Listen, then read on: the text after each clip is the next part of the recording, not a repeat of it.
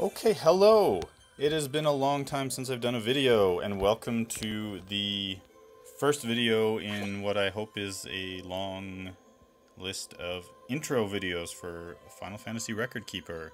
I want to help people get into the game because it can be pretty dense. So, without further ado, we're going to start with navigation, which is kind of a boring topic, but like I said, there's a lot of stuff to this game, so maybe this will help people, I don't know, find some things they missed. And we have little Ysael helping us look around. So we're going to start up in the upper left here. The little blue gem there, that is your mithril count. I have 271, and we're going to see that drain later in another video. But that is used for your relic draws primarily, and that's the game's gacha. That's how you gain in power a lot, and it'll help you tackle harder and harder content. So yeah, very important. Mithril, get as much as you can. Okay, so underneath that is your gil, the little gold coin there. I have a lot of gil, but that can go quickly. Gil is primarily used for upgrading your equipment and your abilities, and also creating your abilities. Yeah, not much other than that, but it is important. After that, we have stamina up on the top here, the little stamina bar that shows you how much you have. You start with 30 stamina, I think. It's been a long time, but I think the starting stamina is 30. If you see the little orby looking things underneath the stamina bar, you get stamina shards. Every 5 you get increases your max stamina by 1 and refills your stamina bar by that much.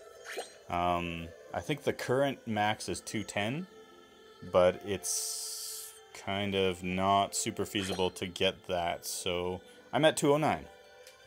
And yeah, you primarily get your stamina shards out of the Realm Dungeon. So you want to do as much Realm Dungeon as you can while also doing events, because you want to get more and more stamina. Self-explanatory. There's also this little thing right here that tells you how many stamina potions you have. It's a fairly recent addition to the game. Something you can use if you're out of stamina, if you don't have enough to do an activity. And it refills 100 at a time. You can hold a max of 5, and you can buy 4 per week. Stamina is used for everything. All of the content in the game takes stamina. And as you can see, it refills itself very slowly. I think it is, what, every, is it 4 minutes or 5 minutes it refills by 1? Let's see, let's watch this little timer countdown. 10, 9, 8, 7, 6, 5, 4, 3, 2, 1. How wrong am I? 3 minutes. Even better. Better than I said. So every 3 minutes, you get 1 stamina. So that's 10 stamina in a half hour. You get 20 stamina per hour. Okay, moving on. Let's go to our menu over on the top right. So, starting at the bottom, because that's the least complicated, clear cache files is obvious, I think. So let's start with support. This is for getting help with the game. So general game help, click on this, it takes you to a whole bunch of help topics in case you had some questions about the game. Maybe I'm not very helpful and you needed to look up other stuff. It's really basic stuff, so there's a lot of things that it doesn't cover, or at least not in enough detail to be helpful. In-game purchases and other support are both email options for if you have issues with the game. Obvious again. Manage account. This is basically for linking to a social media account, so in case you needed to switch devices or whatever, you have your game information backed up, so you could transfer it later. Info and external sites. Official strategy site takes you to exactly what it says it is, which I wish I could say nice things about, but it's, again, very basically helpful. Privacy policy is obvious. Copyright information, I think, is obvious.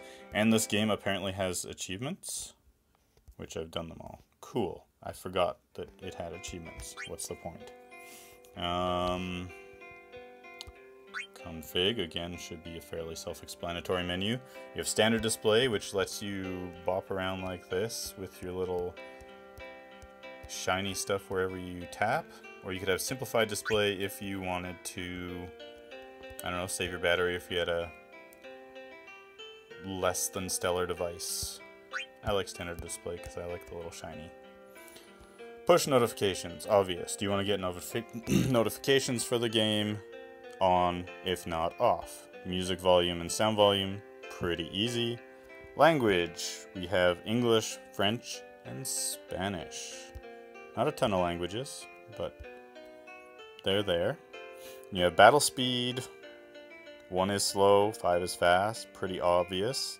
I do hard content at 1 usually just to make sure I'm got the time because I'm a little bit on the slow side, but anything where I'm just farming, I have it on 5. Skip settings. So if you skip a character's turn, does it go in ATB order, so you skip to the next fastest character, or party order, so top to bottom? Auto battle settings. Off or on. You probably don't want to wade into most stuff with your auto battle on, so I'd recommend having that off because you can turn it on in battle. Alright. Next up the list, friends and block lists. So this is kind of your very limited ability to interact with other people playing the game. You have your profile, and you can have a little tiny message. You can change your name. I'm not going to change my name because my name is just fine like that, because it's my name. Saving for Celis USB. That is my message to the world. That is what I'm doing right now, and actually that's what my next video is going to be about, is drawing for it and seeing if I get it, or seeing if I throw my phone at the wall and cry. But that's another video. Then you have your roaming warrior. This is the character that other players can use of yours, that other players can use to help them out. And so I have my favorite character, Celis, with her second burst, Invincible Blade. And if I wanted to change it, you can change all sorts of things about your roaming warrior. You can change who it is. And there's all kinds of characters here, and my cat is crying at me for something. All kinds of characters, and it always shows their default at first, but you can change it if you have other ones. And then you could change their wardrobe if they have a wardrobe to change. So I could change Celis back to her basic form, but nah. And then you have soul breaks that you can change. And I have quite a few soul breaks for Celis. I'm actually only missing 1. If I get her USB, then that will stay the same. I'm missing an old unique of hers, but blah blah blah. Anyways, you could change to any one of these, but we're going to keep it on Invincible Blade because that is her best. Okay, and then you can change equipment, and you can change a weapon. I have lots of weapons, and change the armor and the accessory, all kinds of obvious there. One important thing to note is any equipment that your roaming warrior has does not take that equipment away from your main party. So it's still available to use, so you never have to worry about not gearing your roaming warrior up with the best gear. The only stats that really matter for a roaming warrior is attack for physical damage dealing soul breaks, magic for magical damage dealing soul breaks, mind for, I guess, white magic damage dealing soul breaks, healers, and buffers. Mind is important. Defense and resistance, never important for roaming warriors. So equip your best offensive or mind boosting gear for your roamers. And you also see the friend ID at the bottom. This is my friend ID. Feel free to add me if you want. And yeah, I think we're done with that. Okay, so that's profile. Friend list. So you can follow up to 100 people. That's on the left side. These are soul breaks that you have available to use. And these are other people. These are people I follow. Over here, the followers, these are people that follow you. And so these are people that use your soul break. And find friends. So if you have a friend that plays the game and you haven't added them yet, you can enter your friend's ID, search for them, and add them to your follow list. You could also invite friends who don't play the game from Twitter or from Facebook or from whatever those other symbols are. Maybe your phone contacts or other stuff. And there's bonuses if you do that, and I haven't ever invited anybody because I don't have any friends that are really into it. Yeah. Oh. And then block list. You can block people. I think you can only block people from multiplayer because I can't figure out how to do it. But I've never had an instance where I need to because there's not much opportunity of communication. I guess people with an offensive name or offensive shit in their little message, or I guess people that are jackasses in multiplayer, you could block them. And I think you can only block from multiplayer, but honestly, I've never had to do it. So that is your menu. That was a lot of talking, wasn't it? So let's move down on the right-hand side. Missions. Sid missions. That's Sid right there. That's this game's Sid. He's something. Sid missions are going away pretty soon. They're being replaced by a whole different system, but I'm still going to cover them here. If you're playing now, if you're playing before the end of the month, you can earn a variety of rewards by completing Sid's missions. You don't have to accept a mission first to complete it. So you have Wayfarer's missions, which are for new players, normal missions, which help improve your party and therefore more mid to late game, and then special missions, which are limited time stuff. There's usually weekly ones, monthly ones, and then ones that come with the weekly missions as well. And that's kind of covered. So this is the Wayfarer list. And there's some Mithril in there, so it's a good idea to do those if you're playing now. Get that Mithril while you can. Normal has some tough stuff and some really tough stuff and some easy stuff too. So again, do it. It's good for you. And then this is the weekly missions, monthly missions, etc., event missions. And I believe all those will be rolled into the new system, which I will cover when it shows up. Alright, underneath missions is the Annex, and that covers 3 different things. We'll start with Library. This is where a lot of the game's information lives. So this is Help, which we've seen this menu already. And it has a lot of info, but it's pretty basic info. Memory crystals. Memory crystals are what you use to break your character's level caps, which happen at level 50, level 65, and level 80. You get these memory crystals, you use them on the characters, and it helps characters regain their memory so they can live up to their full power. Important stuff. You get most of those from events. So as you play the game, you'll definitely get a bunch of memory crystals. You also get blank ones that you can trade in for specific character memory crystals, which the specific character ones usually come from events matching those characters. I'll get to that in more detail later. Record materia. So when you break your character's level caps, they get these record materia. And these are equipable items. Your character has 1 slot for them, so they can have 1 materia. Once you get a character's materia, it can be equipped on anybody, and they do all kinds of stuff. They increase damage, or they give new abilities, or they grant status bonuses, or all kinds of stuff. And they vary in power depending on whether they're the level 50, 65, or the ones for getting them to level 99. And they do all kinds of stuff, all kinds of cool stuff. Very important, record materia.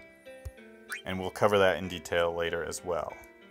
Party members, if you wanted info on your characters, you could click on, say, Guy, on this guy right here, and you can see, well, he's proficient with a variety of weapons and armor. He likes axes and hammers, and he can use monk abilities. Interesting. He has high attack and high HP, and he's kind of not very good at much else. And you can read a little bit about them, and there's Guy's face right there. I mean, it only really covers a tiny bit of information about them, so it's not the best, but it does introduce you to characters you might not know. Cool, I guess. But not important. Movies. The game has some movies that it plays. It has opening movies, and it has movies when you get to certain milestones, and there's also movies that come with events. There's been a few. They're alright, but if you've played the games, you've probably seen this stuff. And then Music Room. This is a fairly recent addition. Some of the events that happen come with little music things that you can get and then listen to later. You can listen to music from all kinds of games. It's not a whole lot yet, but they keep adding more. So we'll listen to one of my favorite pieces here. They don't have a ton of great stuff yet, but like I said, they're always adding more. Sadly, it doesn't carry on to any of the other stuff, so if you want to listen to this stuff, you're kind of stuck here in the music room, which I guess if you were doing something else and you didn't have access to YouTube or something, it might be helpful. It's a cool feature anyways. So back to the main menu area. So in the center there, you can see a little thing here with just current stuff going on in the game, mostly just advertisements for the current relic draws. Man, I'm terrible, just terrible. Yeah, just some info stuff, blah blah blah. So let's move on to announcements over on the left hand side here. This is where the news for the game shows up. So it tells you about new relic draws popping up and new events and relic draws and event stuff and relic draws, blah blah blah. Game updates, it tells you when new stuff is added to the game itself. New effects that are usually from soul breaks, new abilities, maintenance, privacy policy changes. Are we sick of those yet? And some important stuff. And then miscellaneous. This is usually where they have messages saying, oh, we messed something up and here's a little gift. And where do those gifts, those compensation gifts go? I'm good at talking. Item chest. And also, when you sign in for the day, you'll get some stuff too, some daily login bonuses, and this is where they go as well. And I have nothing in my item chest, so I can't really show you how to pick them up, but pretty obvious. And that is, I think that's all we're going to cover in this video, because I've been running for a little bit, but I've got a couple more navigation videos coming up, and then we're actually hopefully going to get into the core of the game. We'll go over the dungeons and all that stuff. So anyways, thanks for watching. I am sorry if that was a boring video, just covering some of the basic navigation stuff. Hopefully we'll move on to more exciting stuff later. So say bye to Ysael, and we'll see you next time.